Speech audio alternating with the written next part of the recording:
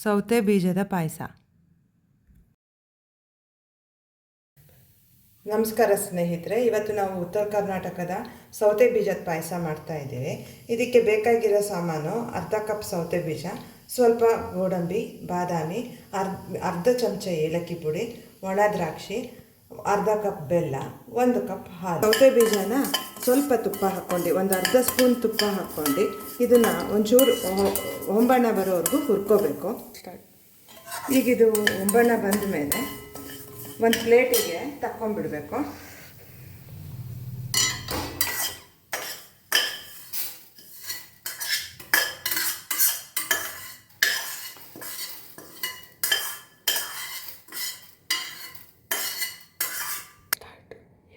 ಇದೇ ಬಾಣಲಿಗೆ 2 ಸ್ಪೂನ್ ತುಪ್ಪ ಹಾಕ್ಕೊಂಡು ಬಾದಾಮಿ ಗೋಡಂಬಿನ ಹುರ್ಕೊಂಡ್ಬಿಡ್ಬೇಕು.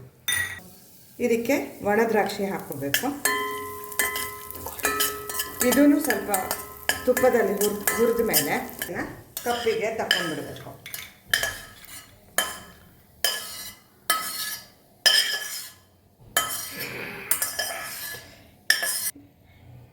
ಈಗ ಇದಕ್ಕೆ ಇದೇ ಬಾಣಲಿಗೆ 2 ಕಪ್ ನೀರು ಹಾಕೋದು.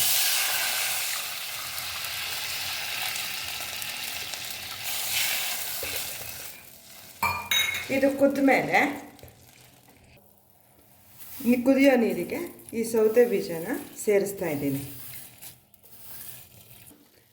ಈಗ ಸೌತೆ ಬೀಜ ಬೇಯ್ತಾ ಇದೆ.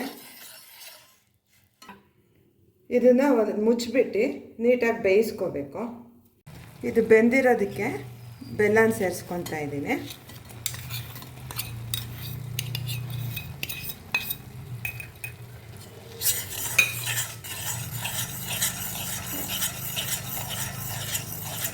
ಇದು ನಾನಿಲ್ಲಿ ಜೋನೆ ಬೆಲ್ಲನ ಸೇರಿಸಿದ್ದೀನಿ.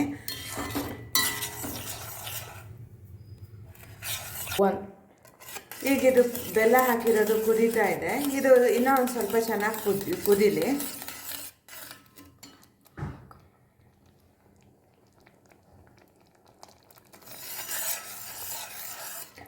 ಇದು ತಣ್ಣಗಾದ್ಮೇಲೆ ನಾವು ಹಾಲನ್ನು ಸೇರಿಸ್ಬೇಕು. ಈಗಲೇ ಹಾಲು ಸೇರಿಸಿದ್ರೆ ಹಾಲು ಒಡೆದಂಗೆ ಅನಿಸ್ಬಿಡುತ್ತೆ. ಈಗ ಇದು ಕುದೀತಾ ಇದೆ. ಈಗ ಕುದೀತಾ ಇರೋದಕ್ಕೆ ಈಗ ಹುರಿದಿಟ್ಕೊಂಡಿರೋ ಅಂಥ ದ್ರಾಕ್ಷಿ, ಗೋಡಂಬಿ, ಬಾದಾಮಿನ ಸೇರಿಸ್ಕೊಂಡಿದ್ದೀನಿ. ಏಲಕ್ಕಿ ಪುಡಿನ ಸೇರಿಸ್ಕೊಂಡಿದ್ದೀನಿ. ಈಗಿದು ಬೆಂದಿ ಎಲ್ಲ ಆಗಿದೆ. ಇದಕ್ಕೀಗ ಹಾಲು ಸೇರಿಸ್ಕೊಳ್ಳೋಣ ನಾವು. ಈಗ ಈ ಪಾಯಸ ಸಿದ್ಧವಾಗಿದೆ. ಇದು ನಿಮಗೆ ಕೆಲವೊಂದು ಬೆಲ್ಲ ಸಿಹಿ ಕಮ್ಮಿ ಇರುತ್ತೆ, ಬೇಕಂದರೆ ನೀವು ಇನ್ನೊಂದು ಸ್ವಲ್ಪ ಬೆಲ್ಲ ಸೇರಿಸ್ಕೋಬೋದು. ಈಗ ಇದನ್ನು ಸರ್ವಿಂಗ್ ಬೌಲಿಗೆ ಸರ್ವ್ ಮಾಡೋಣ. ಇದು ಜೋನಿ ಬೆಲ್ಲ ಆಗಿರೋದ್ರಿಂದ ಪಾಯಸ ಸ್ವಲ್ಪ ಡಾರ್ಕ್ ಕಲರ್ ಬಂದಿದೆ. ಈಗ ಪಾಯಸ ಸವಿಯಲು ಸಿದ್ಧವಾಗಿದೆ.